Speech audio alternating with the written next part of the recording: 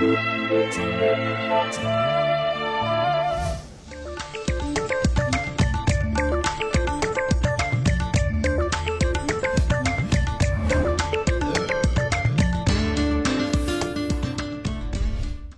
தொலைக்காட்சி நேயர்களுக்கு காலை வணக்கங்கள். உணவும் உண்மையும்ங்கிற நிகழ்ச்சியில் நம்ம தொடர்ந்து பார்க்கும் பொழுது எத்தனை விஷயங்கள் நம்மளுடைய பாரம்பரிய தமிழர் உணவுகளில் இருக்குது. நம்மளுடைய இந்திய மக்கள் எந்த அளவுக்கு உணவை ரொம்ப உற்று பார்த்து ஒவ்வொரு மக்களுக்கும், ஒவ்வொரு வேலை செய்யக்கூடிய நபர்களுக்கும், ஒவ்வொரு வயதை ஒத்த நபர்களுக்கும் எப்படியெல்லாம் உணவை திட்டமிட்டிருக்காங்கங்கிறது ரொம்ப மலைப்பை தரக்கூடிய விஷயமா இருக்குது. ஆனால் இன்றைக்கு நவீன உலகத்தில் நம்ம இதை எல்லாத்தையுமே வேகமாக தொலைச்சி வர்றது தான் ரொம்ப வேதனையான ஒரு விஷயம். ஏன்னா நாமெல்லாம் நேரமில்லைன்னு சொல்லி இந்த உடல் நலத்திற்கு உறுதி அளிக்கக்கூடிய, உடல் நலத்திற்கு உத்தரவாதம் தரக்கூடிய உணவு விஷயத்தில் ரொம்ப அக்கறை காட்டாமல், அதற்கு ஒரு ப்ரியாரிட்டி கொடுக்காமல் ஒதுங்கிறது தான் ரொம்ப வேதனையான ஒரு விஷயம். இதையெல்லாம் தாண்டி நம்மளுடைய பழக்க வழக்கத்தோடு ஒட்டிய உணவுகள் மீது ஒரு அவமானமான ஒரு சிந்தனையும் இன்றைக்கி நிறைய குழந்தைகள் மத்தியில், இளைய தலைமுறை மத்தியில் இருக்குது. அதில் ஒரு விஷயம் என்னன்னு பார்த்தீங்கன்னா, அந்த கஞ்சி அப்படின்னு சொன்னாலே உடனடியாக கஞ்சியா, கூழா, எனக்கு என்ன காய்ச்சலாக அடிக்குது, இல்லைன்னா நான் என்ன ஜெயிலியாக இருக்கேன், எனக்கு இந்த மாதிரி கூழும் கஞ்சியும் கொடுக்குறீங்க அப்படின்னு கேட்டு ஓடக்கூடிய குழந்தைகள் இன்றைக்கு நிறைய அதிகம். கஞ்சி அப்படின்னாலே அது ஒரு அவமான சின்னமாக அவர்கள் பார்க்குறாங்க. இல்லைன்னா ஏதோ வறியவர்கள், வழி இல்லாதவர்கள் சாப்பிடக்கூடிய ஒரு விஷயந்தான் கஞ்சி அப்படிங்கிற ஒரு மனோபாவம் இன்றைக்கும் நிறைய பேர்கிட்ட இருக்குது. இல்லைன்னா அதை தாண்டி ஏதாவது ஒரு மருத்துவ காரணத்துக்காக ஒரு நோயில் இருக்கக்கூடிய மக்கள் மட்டும்தான் சாப்பிடக்கூடிய ஒரு பொருள் தான் கஞ்சி அப்படின்னும் ஒரு பார்வை இந்த கஞ்சி மேலே இருக்குது. ஆனால் இதே குழந்தைகள் ஒரு நல்ல ஒரு பெரிய மேல்தட்டு ஒரு உணவு வளாகத்துக்குள்ளே ஒரு பெரிய ஸ்டார் ஹோட்டலில் போய் சாப்பிட உட்கார்றாங்கன்னா, அவங்க உடனடியாக முதல்ல சாப்பிடக்கூடிய ஒரு சூப்பை ஆர்டர் பண்ணாங்கன்னா, அந்த சூப்பை அதுக்கு ஏதேதோ விதவிதமான பெயர்கள்லாம் இருக்கும். அந்த சூப்பை கொஞ்சம் உத்து பார்த்தா அது எந்த வடிவில் இருக்குது, எப்படி இருக்குதுன்னு பார்த்தா, வீட்டில் தயாரிக்கக்கூடிய கஞ்சிக்கும் இந்த கஞ்சிக்கும் இந்த சூப்பிற்கும் ஏதாவது வேறுபாடு இருக்கான்னு பார்த்தா ஒன்றுமே கிடையாது. ஆனால் அதில் இருக்கக்கூடிய ஆங்கில பெயரும், அதில் இருக்கக்கூடிய அலங்காரங்களும், அது பரிமாறப்படக்கூடிய விதமும், அவர்கள் என்னமோ அந்த கஞ்சி என்ற பெயரை சொல்லாமல் அவர்களுக்கு பரிமாறப்படக்கூடிய ஒரு மேல்தட்டு உணவை ரொம்ப ரசித்து அந்த சூப்பை சாப்பிடக்கூடிய ஒரு பழக்கத்தில் இருக்காங்க. அதையே வீட்டில் நம்ம ஒரு கப்பில் ஒரு கஞ்சி காய்ச்சி கொடுத்தோன்னா முகம் சுளித்து, இது எனக்கு வேண்டாம், இது எனக்கு தேவையில்லை, இல்லைன்னா எனக்கு என்ன உடம்பு சரியில்லாமல் இருக்குது, ஏன் இந்த மாதிரி உணவுலாம் தயாரிக்கிறீங்கன்ட்டு வீட்டில் ரொம்ப சண்டை போடக்கூடிய தன்மை இருக்குது. ஆனால் ஒவ்வொரு நாட்டிலையும் பார்த்திங்கன்னா ஒவ்வொரு விதமான கஞ்சியே அன்றைக்கி தயாரிச்சிருக்காங்க. நோய் காலங்களில் கொடுக்கக்கூடிய கஞ்சி இல்லாமல் ஒவ்வொரு பருவத்திலையும், இப்போ உதாரணமாக பார்த்திங்கன்னா ஒரு பெண் மாதவிடாய் அடைஞ்சிட்டாங்க, மெனார்க் ஆரம்பிச்சிருச்சு அப்படின்னா, அந்த மெனார்க்கை ஒட்டி மாதவிடாய் துவங்கியதுக்கப்புறம் ஒவ்வொரு டைம் அந்த மாதவிடாய் வரும்பொழுது வீட்டில் உளுந்தங்கஞ்சி காய்ச்சி கொடுப்பாங்க. இது இன்றைக்கும் நிறைய வீடுகளில் செய்யக்கூடிய ஒரு பழக்கம். அந்த குழந்தைக்கு ஆரம்பத்தில் இருந்தே நல்ல அரிசியும் உளுந்தும், தொலி உளுந்தும் சேர்ந்து, அரிசி ஒரு கப்புனா 1/3 இந்த தொலி உளுந்து போட்டுக்குவாங்க. போட்டு நல்ல குழைவாக அந்த கஞ்சி ஆக்கி அதில் கொஞ்சம் தேங்காய் பூ போட்டுக்குவாங்க, சீரகம் வறுத்து போடுவாங்க, கொஞ்சம் உப்பு சேர்த்து கொள்வாங்க. இந்த கஞ்சிக்கு தொட்டுக்கொள்ள எள்ளு துவையலோ இல்லைன்னா பிரண்டை சட்னியோ வச்சு கொடுப்பாங்க. இதையே இந்த கஞ்சி ஆக்காமல் சில பேர் உளுந்தஞ்சாதமாகவும் செய்து சோறாக்கியும் கொடுப்பாங்க. ஆனால் இந்த உளுந்தங்கஞ்சி அவ்வளவு உடலுக்கு நல்லது. அதுவும் குறிப்பாக பெண்ணுக்கு நல்ல குளிர்ப்பித்து அவர்களுடைய பெல்விக் ஃப்ளோர்னு சொல்லக்கூடிய கூபக தசை பகுதிகளை வலுப்படுத்தக்கூடிய ஒரு உணவு அந்த உளுந்தங்கஞ்சி. ஆனால் அந்த குழந்தைக்கு அது தன்னுடைய கருப்பையை வளர்க்கக்கூடிய ஹார்மோன்களையும் சீராக்கும்னு தெரியாது. அவ்வளவு சிறப்பான அந்த கஞ்சி உளுந்தங்கஞ்சி. அதே மாதிரி ஒரு குழந்தை சரியாக உடல் எடை ஏற மாட்டேங்குது, உடல் எடை நல்லா வரல அப்படின்னா அவர்களுக்கு கொடுக்க வேண்டியது நேந்திரம்பழ கஞ்சி. அந்த நேந்திரம்பழ மாவு இன்றைக்கு கடைகள்ல எல்லாம் கிடைக்குது. கேரளத்தில் முன்னாடிலாம் வந்து அந்த நேந்திரம்பழ மாவை வீட்டிலேயே தயார் பண்ணுவாங்க.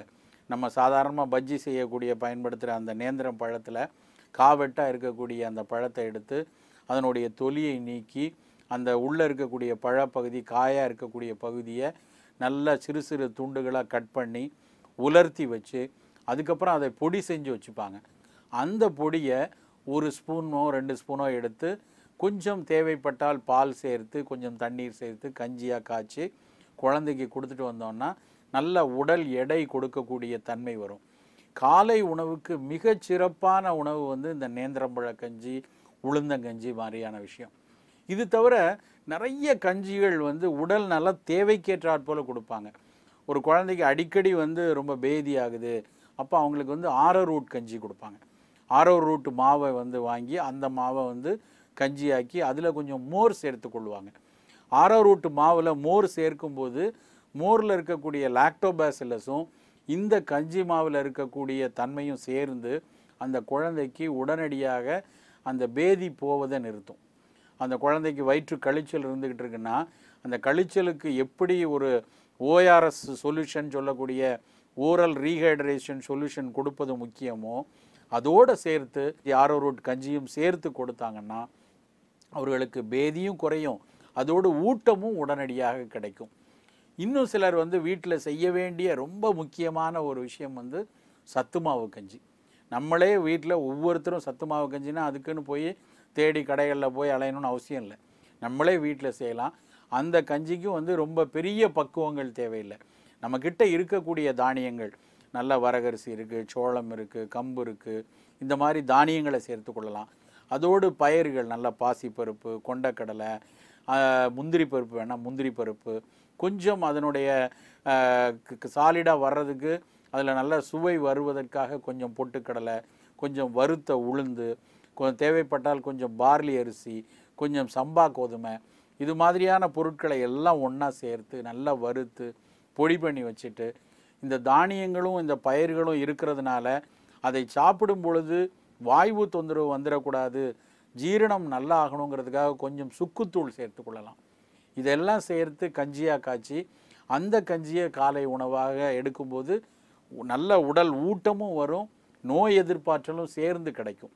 அப்போ அது சத்து மாவு கஞ்சி வந்து ஒவ்வொரு வீடுகள்லையும் கண்டிப்பாக இருக்க வேண்டிய ஒரு பொருள்.